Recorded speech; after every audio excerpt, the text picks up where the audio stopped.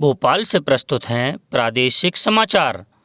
नमस्कार, समाचारों के साथ मैं जितेंद्र रघुवंशी। पहले मुख्य समाचार। प्रदेश में कोविड-19 पर नियंत्रण के उपायों की केंद्रीय स्वास्थ्य मंत्री ने सराहना की। सर्दी और त्योहारों में सतर्क रहने का किया आह्वान। राज्य में कोरोना से रिकवरी दर 90% से ज़्यादा हुई। अब तक 1,48,000 से ज़्यादा मरीज स्वस्थ हुए। 28 विधानसभा सीटों पर होने वाले उपचुनाव के लिए जोर शोर से जारी है प्रचार। मतदाता जागरूकता के प्रयास भी तेज।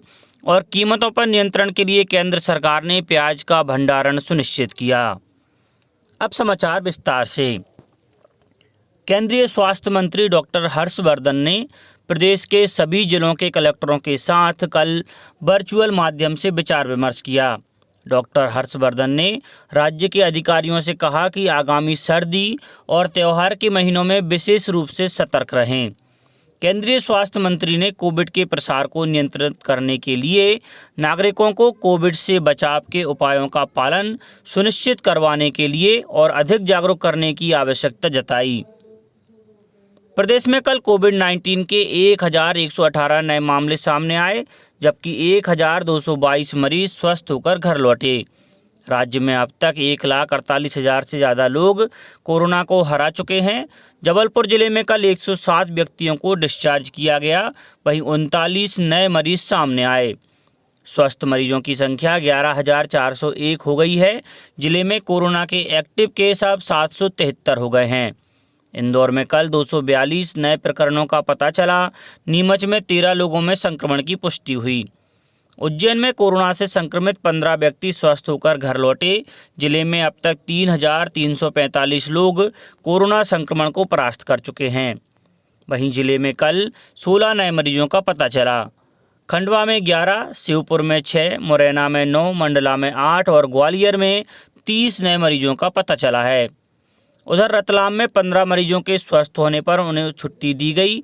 इस बीच खंडवा के निहालबाड़ी, धनगांव, चीचगोहन सहित कई गांवों में जन आंदोलन के तहत कल महिलाओं को कोविड-19 अनुकूल व्यवहार परिवर्तन की प्रतिज्ञा दिलाई गई। प्रदेश की 28 विधानसभा सीटों पर होने वाले उपचुनाव के लिए चुनाव प्रचार जोर शोर से जारी है। भाजपा, कांग्रेस के साथ ही बसपा और सपा के वरिष्ठ नेता जनसभाओं को जनसंपर्क के जरिए मतदाताओं को लुभाने के प्रयास कर रहे हैं। केंद्रीय मंत्री नरेंद्र सिंह तोमर ने कल खंडवा जिले के मोहना में उपचुनाव वाली राज्य की सभी सीटों पर जीत का दावा किया। इस दौरान उन्होंने कहा कि कांग्रेस के पास बताने के लिए कोई उपलब्धि नहीं है। वहीं केंद्रीय इस्पात राज्य मंत्री फग्गन सिंह कुलस्ते ने पूर्व मुख्यमंत्री पर आरोप लगाते हुए कहा कि कमलनाथ सिर्फ छिंदवाड़ा के मुख्यमंत्री बनकर रह गए थे। श्री कुलस्ते कल भांडेर विधानसभा के पारासरी में बूथ सम्मेलन को संबोधित कर रहे थे। उधर पूर्व मुख्यमंत्री कमलनाथ आज मुरैना जिले के अंबाह में कांग्रेस प्रत्याशी सत्य प्रकाश सखवार के समर्थन में रैली को संबोधित करेंगे। पूर्व मंत्री सज्जन सिंह वर्मा ने कल आगर में कांग्रेस प्रत्याशी विपिन वानखेड़े के समर्थन में जनसंपर्क किया। इस दौरान उन्होंने कहा कि प्रदेश के युवाओं को पूर्व मुख्यमंत्री कमलनाथ जैसा विजन चाहिए। संयुक्त मुख्य निर्वाचन पदाधिकारी मोहित बुंदस ने बताया है कि प्रदेश में होने वाले 19 जिलों के 28 विधानसभा क्षेत्रों के उपनिर्वाचन के लिए मृणाल कांति दास को विशिष्ट पर्यवेक्षक नियुक्त किया गया है। इनका स्थानीय दूरभाष नंबर 075524400060 है। वहीं मोबाइल नंबर 7024955446 है। प्रदेश में 3 नवंबर को होने वाले उपचुनाव में मत प्रतिशत बढ़ाने के लिए प्रशासन द्वारा सभी 28 सीटों पर मतदाता जागरूकता के प्रयास किए जा रहे हैं। छतरपुर जिले के बड़ा मलहरा और बक्सवाहा में कल नुक्कड़ नाटक और रैलियों के माध्यम से लोगों को जागरूक किया गया। दतिया में स्वीप कार्यक्रम के तहत भांडेर विधानसभा के बैरच में 1,100 दीप प्रज्वलित कर मतदाताओं से मतदान की अपील की गई। रायसेन जिले के सांची उपचुनाव में भी मतदाताओं की सहभागिता सुनिश्चित करने के लिए विभिन्न गतिविधियां आयोजित की जा रही हैं। खंडवा जिले के मानधाता में ईवीएम और वीवीपैट मशीनों का प्रदर्शन किया जा रहा है। कोरोना से बचाव के लिए प्रधानमंत्री द्वारा शुरू किए गए जन आंदोलन का समर्थन करते हुए खेल एवं युवा कल्याण विभाग के संचालक पवन जैन ने नागरिकों से कोरोना से बचने के लिए सभी उपाय अपनाने की अपील की है। केंद्र सरकार ने कहा है कि उसने इस वर्ष की रबी फसलों में से प्याज का सुरक्षित भंडार रख लिया है। प्याज की कीमतें सामान्य बनाने के लिए सरकार सुरक्षित भंडार से सितंबर महीने के दूसरे पखवाड़े से राज्य सरकारों को प्रमुख मंडियों के जरिए चरणबद्ध तरीके से प्याज उपलब्ध करा रही है। उपभोक्ता कार्य, खाद्य और सार्वजनिक वितरण मंत्रालय ने एक बयान में कहा है कि कीमतों पर नियंत्रण के लिए अगले कुछ दिनों में और उपाय किए जाएंगे। सरकार ने पिछले महीने बाजारों में प्याज आने से पहले उचित दर पर घरेलू उपभोक्ताओं को प्याज की उपलब्धता सुनिश्चित करने के लिए प्याज के निर्यात पर प्रतिबंध लगाने की घोषणा की थी। मंत्रालय ने एक बयान में कहा है कि एक तरफ जहां कीमतें कुछ सीमा तक कम करने के लिए कदम उठाए गए हैं, वहीं महाराष्ट्र, कर्नाटक और मध्य प्रदेश जैसे प्याज उत्पादक प्रमुख राज्यों भारी वर्षा से प्याज की फसलों को काफ़ी नुकसान पहुंचने से भी कीमतों पर असर पड़ा है। अब कुछ समाचार खेल जगत से। IPL के 13वें सीजन के 39वें मैच में रॉयल चैलेंजर्स बेंगलुरु ने कोलकाता नाइट राइडर्स को 8 विकेट से हरा दिया। कोलकाता ने टॉस जीतकर बल्लेबाजी करते हुए सीजन का सबसे छोटा 85 रन का टारगेट दिया। इसके जवाब में RCB ने 13.3 ओवर में 2 विकेट गंवाकर 85 रन बनाते हुए मैच जीत लिया।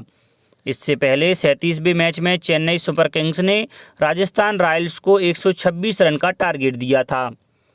RCB के लिए देवदत्त पौडिकल ने 25, एरॉन फिंच ने 16, गुरकीरत सिंह ने 21 और विराट कोहली ने 18 रन की पारी खेली। KKR के लिए लोकी फर्ग्यूसन ने 1 विकेट लिया। फिंच को फर्ग्यूसन ने विकेट कीपर दिनेश कार्तिक के हाथों कैच आउट कराया, जबकि पौडिकल को पैट कमिंस ने रन आउट किया। बेंगलुरु के तेज गेंदबाज मोहम्मद सिराज को मैन ऑफ द मैच चुना गया। उन्होंने 8 रन देकर 3 विकेट लिए। IPL के 13वें सीजन का 40वां मैच राजस्थान रॉयल्स और सनराइजर्स हैदराबाद के बीच दुबई में शाम 7:30 बजे से खेला जाएगा। टूर्नामेंट में बने रहने के लिए दोनों टीमों को यह मैच जीतना जरूरी है। पॉइंट्स टेबल में राजस्थान 8 पॉइंट के साथ 6वें और हैदराबाद 6 पॉइंट्स के साथ 7वें नंबर पर है। हालांकि राजस्थान ने लीग में अब तक 10 और हैदराबाद ने 9 मैच खेले हैं।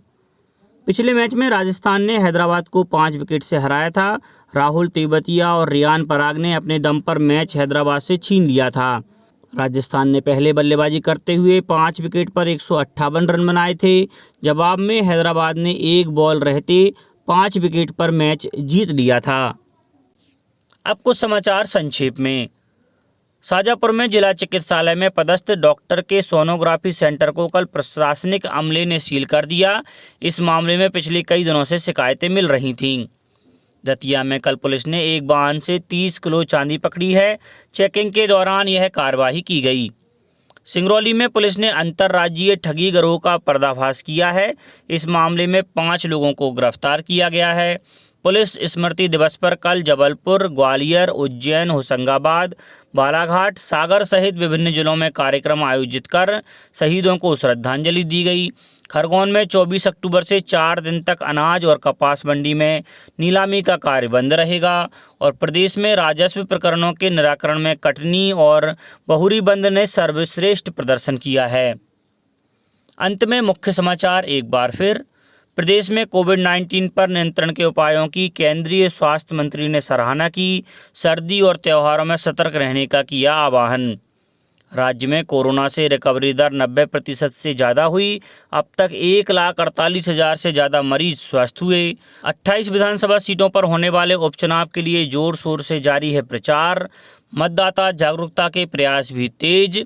और कीमतों पर नियंत्रण के लिए केंद्र सरकार ने प्याज का भंडारण सुनिश्चित किया। इस बुलेटिन में इतना ही। घर पर रहिए, सुरक्षित रहिए और सुनते रहिए प्रादेशिक समाचार। नमस्कार।